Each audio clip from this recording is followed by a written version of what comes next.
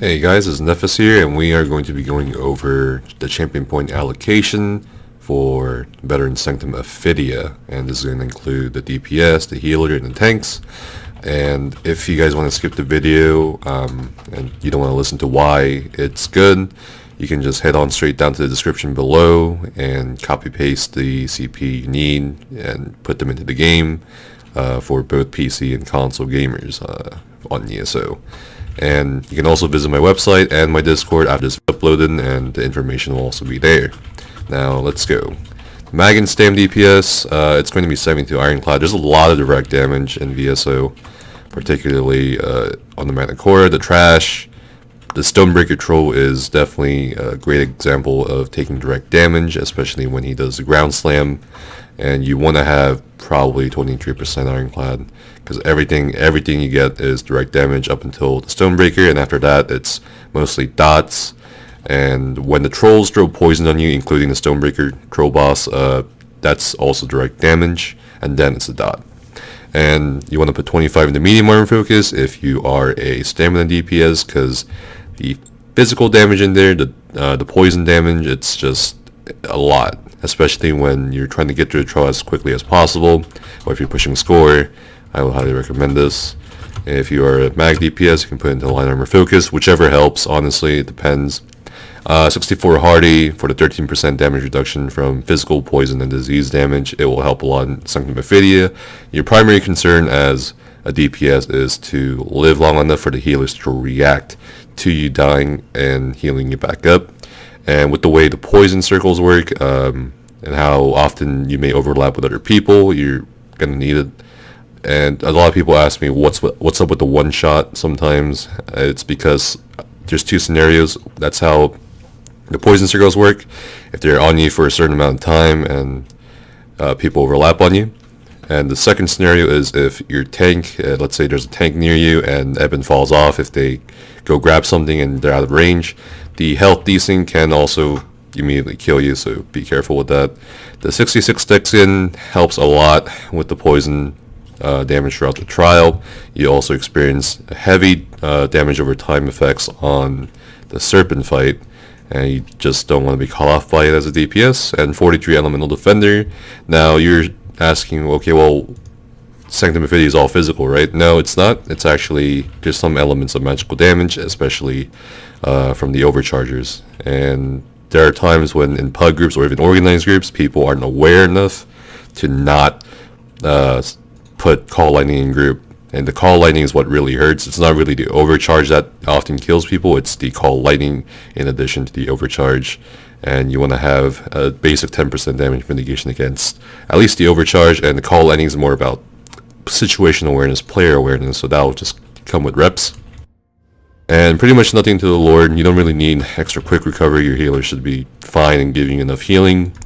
Your green tree, there's nothing really to break free from unless you don't block certain things like the Manticore spears or a war priest attacking you, but that the war priest shouldn't be attacking you in trash. The tank should have it. If you get a war priest on you, immediately let the tanks know or bring it to them while they're stacking the overcharges, the trolls, and the archers, and that'll be fine.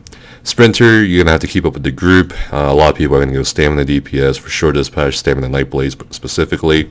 And 8 stamina DPS is very doable in Sanctum Ophidia, although you can have magical DPS in your composition. But for those of you who need to rush through a trial or even keep up with the group, the Sprinter is going to help a lot. 64 Arcanist or 64 Mooncalf if you are a stamina DPS, standard pretty much, 43 Tenacity, standard, 4 year sustain. The Arcanist and Mooncalf is going to come into play more heavily dispatched because people are going to run recovery food like on the work and stuff like that. And we got the 51 in Tumbling, 19% dodge roll cost reduction, and this is going to help you get out of sticky situations where you may need to dodge roll sometimes to get out of someone else's Call Lightning or an overcharge, or to dodge roll through an area before Troll's Boulder gets you in Sanctum Ophidia. And it can be very helpful for both magic and stamina DPS to have this dodge roll cost reduction should you ever need it. And we got the Shadow Ward, and this is also again for other things like blocking the Manticore spears if you're kiting out there. You're also blocking the Stonebreaker troll slams. There may also be times where you may need to block some trash if they're centered on you. And that's pretty much it. Zara you don't really need to block, but the block cost reduction is nice to have for Stonebreaker especially. For the healers, it's essentially going to be the exact same thing as DPS, so you guys can just pretty much copy paste from the DPS section. Of course, certain things can be different depending on what you want to do as a healer during the trial, but there's not much else to it, and I'll move on to the tanks. And finally, the tank CP, whether you're the off tank or the main tank, this can apply to either roles.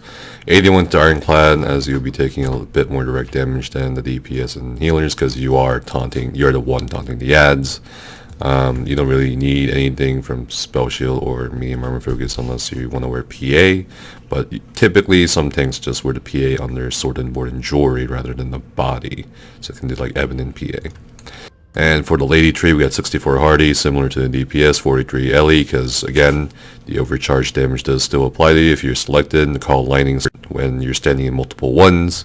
And you get the 66 Thick Skin for the poison dot that's constantly on you throughout the trial and such, and you have other dots on you from the War Priest, like when they bane you with the Templar Sunflare skill, Vampire Bane skill, I mean. And also, depending on how you do things as a group, as a tank, you might be able in a lot of situations when you're stacking the trash. So the thick skin will definitely help you if the healer's not nearby. And this is debatable. I mean, honestly, if you think you need more heavy armor focus, which if you're a Nord tank, you really shouldn't. You can go more into quick recovery to help yourself with Vigor or Dragon Blood if a healer's not in range in Sanctum Ophidia, because they're most likely more focusing on the DPS. So this is really up to you. And also can be dependent on your race. Green Tree, 56 Warlord. There's a lot of room for mistake as a tank in Sanctum Ophidia, especially when you're trying to stack everything for the DPS to just kill. And sometimes it is unfortunate, but you will get CC'd if you're not watching the War Priest closely enough when they heavy attack you. It's kind of hard to see in all the mess and all the overcharges and all the Call Lightning and the poison dots. So a safe insurance and 20% break-free cost reduction is pretty nice in Sanctum Ophidia. And you got this 25% sprinting cost reduction to help you move quickly and without losing too much stam. So when you pull your next trash, especially in the score run, you don't really lose any stamina. You don't fuck yourself over. Because most of the time, most tanks in Sanctum Ophidia, even in progression, some tanks typically go ahead to make their stacks, because when people follow the tanks, the ads might naturally aggro onto other people behind the tank and it might mess up the stack. So this is a good place to start when you're Green Tree.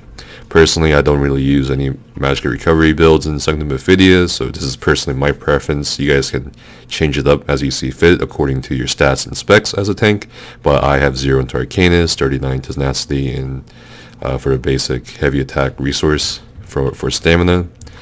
And we got 20% dodge roll cost reduction. It's really nice as a tank, especially when you do dodge roll out of a boulder AoE, which will stun you and you can't break free from a boulder, so you need this. And then we got the 72 into Shadow Ward, and that's pretty much it, guys. I hope you guys enjoyed the video, and I'll see you guys next time.